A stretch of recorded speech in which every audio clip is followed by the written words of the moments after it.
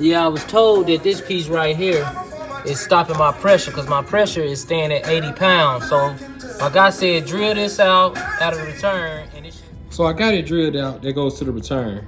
It does make sense because I'm wondering why my fuel pressure keeps staying at 80 pounds. Every time I turn the key over, it keeps staying at 80 pounds.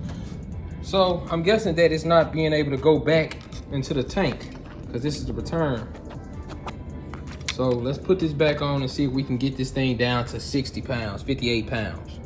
All right, as you can see, I drilled out that hole. So now let's see what my pressure is.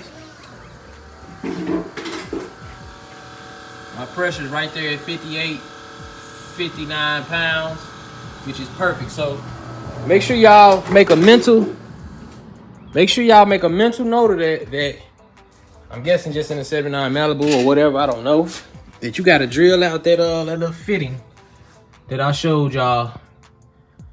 So we got the pressure down because at first it was like at 100 pounds, 80 pounds. I was busting the fuel lines and couldn't get stuff to stay clamped down. So now find out what the problem was. We got it now, so let's move on to the next thing. Also, if y'all look at the last video, I messed around and had the wire harness on, but I had him order a PSI harness because the last harness, it wouldn't work. So the fuel injectors wouldn't fire on this side. So as you can see, I took the whole wire harness out and I had him order a PSI harness. That's just how I'm gonna do these swaps now, man. Good harness, good computer, good parts. I mean, you can get away with some eBay parts, but for the most part, some Amazon parts, but for the most part, man, that stuff that you really need, like the wire harness and the computer, man, we gotta go ahead and order the good stuff. It's gonna be $700-800, but I'm sorry, that's how I'm gonna do these swaps from now on, so I won't have to be double working myself. All right, when you got a 700, 200 drive shaft, that's the U-joint part number you're gonna use.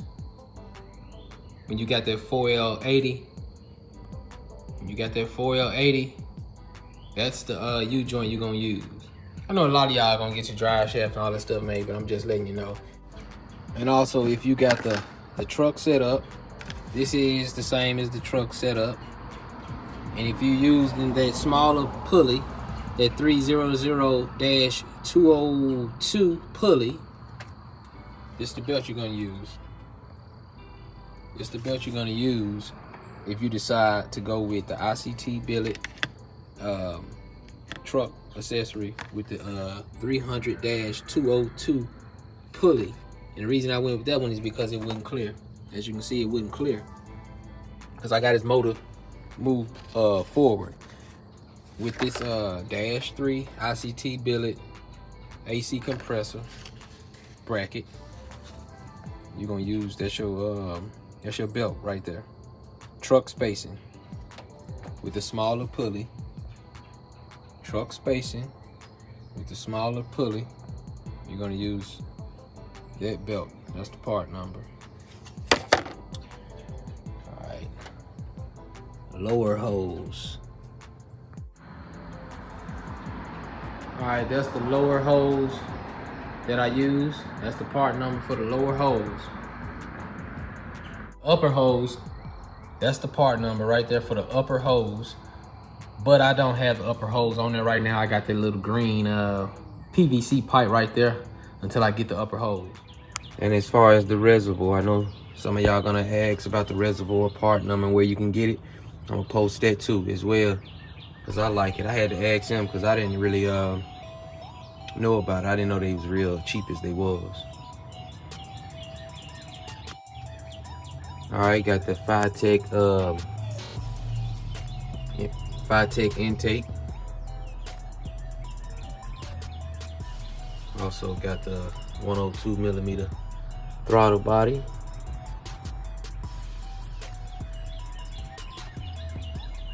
Got him a new reservoir for the windshield washing fluid. Of course, you got your Amazon and eBay radiator. And never mind this belt because it was too short. So that's why I'm getting that other one that I showed on the wall. I think it was 71994s. Something like that. Got your fuel pressure regulator. So I can see where my fuel at. Just in case the fuel drop or something, or it ain't sounding right. You can look over here and at least see what your pressure is.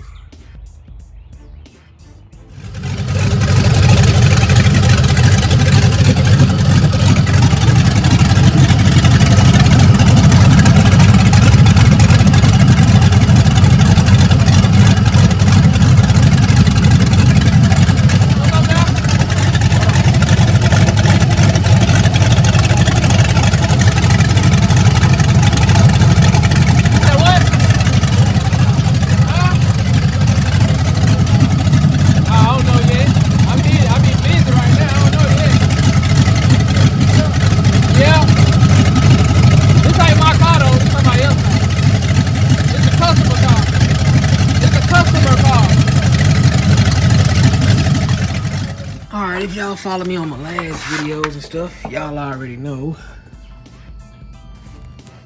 what fuel pump I used. That's the fuel pump I use right there. Of course, I got it ran all up through here. Got the G-Force cross member. On the Malibu, we got a frame extended piece for the Malibu. There are some things to look for when you are choosing your G-body crossmember. In 1978, GM began staggering the bolt hole pattern on the frame. So if you're trying to install a late model transmission in an early model G-body, it may be necessary to use a rail extension. Get over there so y'all can see it, but it's a frame extended piece that you got to get for the Malibu.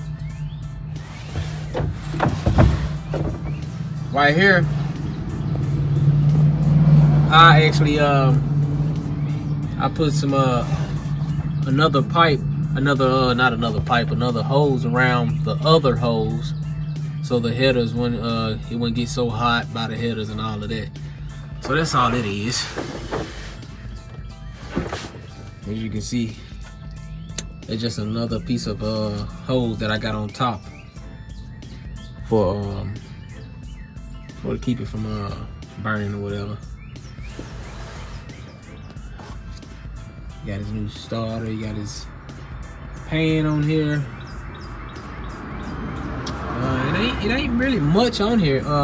Transmission adjustable sliding mounts. So you can bolt everything up and slide that you can slide that mount stuff like you want to. And there go that frame extended piece right there.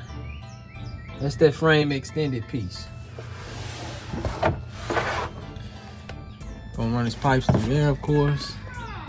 But yeah, it ain't much, you know, everything is kind of the same. I ran the wire harness inside. And y'all already know that is the oil filter number. That's your oil filter number.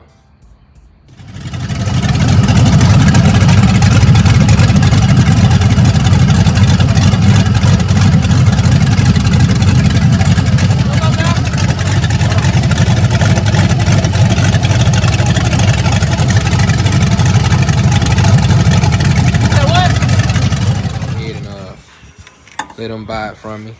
And they got the condenser in there. I wired up his fans. They come on when the car come on.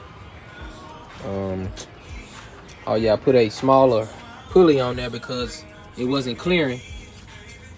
Put a smaller pulley on because it wasn't clearing. And I had to get it all the way on there so the belt can line up. But we're not gonna use this belt. I'm gonna have to I think I got a belt that's gonna fit this pulley, that bracket, but we gonna see. What else we got? Not much. Let's just start this thing up.